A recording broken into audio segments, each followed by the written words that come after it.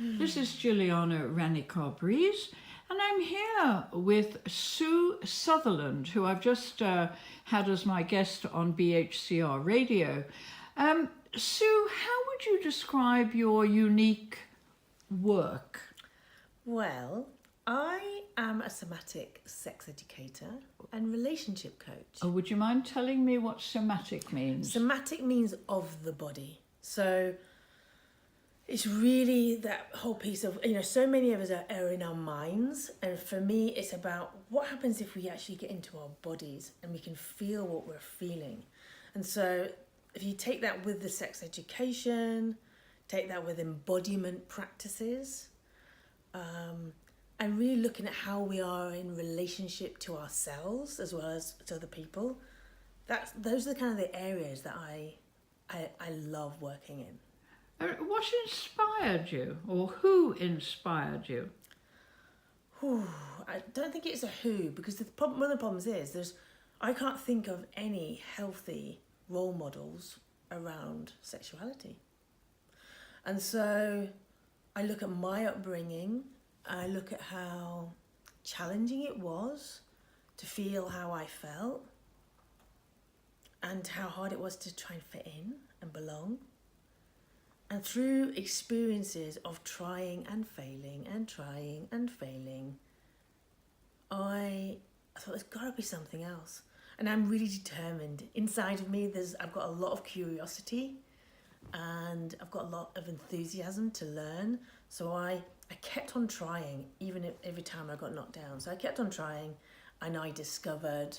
When you say trying, what do you mean trying? In what sense? Come on, tell all, bare your soul. Conforming, trying so desperately to belong, trying to fit in to... Society, community, expectations, community. I mean, even like the monogamous structures that we hold up. We have to get married and have children, and it's like... Who says? Well, that's it. Society seems to say. Have you been married? No. Wise lady. Because I never found somebody who I always thought like, it felt like a tick box exercise. Relationships are like, you meet someone, you're like, oh, they're this, they're this, they're this. And they're like, oh, but they're not that, or that. And it always seemed to be that in this notion of trying to find the one, you had to make an awful lot of concessions. You had to give up parts of yourself in order to be in relationship with them. And so I had this thing of that, well, I have to be less of myself. And I have to try and meet the needs of this person. And I just started to think, are we being set up to fail? Because it didn't sit well, and it didn't work for me. Right. But I knew that society, there was this expectation that you had to find the one and you had to get married and it should be great. And then I started to look at all the people that were in relationships. And I was like, most of them are really unhappy. They're having affairs, or they're not having sex. They're not relating. Are these the people you grew up with, perhaps? Definitely the people I grew up with. But then it was my friends. Our main conversations were about the relationships that weren't working. Change your friends.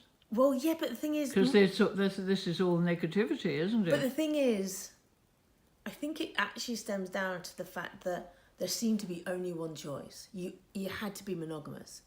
There was no other option. It's like the expectation that you would be heterosexual. It's like, well, why? So I started to unpick all this. And I started to go, okay, I know what I'm supposed to do, but what do I actually want? And it's terrifying speaking that out, because often you're a lone voice. But when I started to actually say what I wanted and what I thought and what my desires were, other people would go, oh, me too, yes. So basically I became identifiable by my tribe. I call the people that have the same belief systems and the same kind of attitudes to life, my tribes. So I have my dancing tribes, where I do 5 rhythms, and open floor, and movement medicine. I have my sex positive tribe who are open and free and want to talk about being sexual beings. I have my creative tribe who we make stuff. We draw and we paint and we express ourselves in that way. And so, yeah, I mean, I know that I'm smiling when I'm talking about it. Uh-huh. Do you give workshops? Yes. I mean, I know you give workshops on sex and relationships and so on, but even the creativity side of it? Well, I think it's all going to blend in. I think that what I'm doing is, it feels like, so I'm 40, what age am I now? 47. I have to think how old I am. Yeah. I'm 47, and it feels like I have been practicing what you preach, or practicing and preparing for what I'm doing now. Right. So I'm now starting to run my own workshops and starting to create things and I'm like a magpie.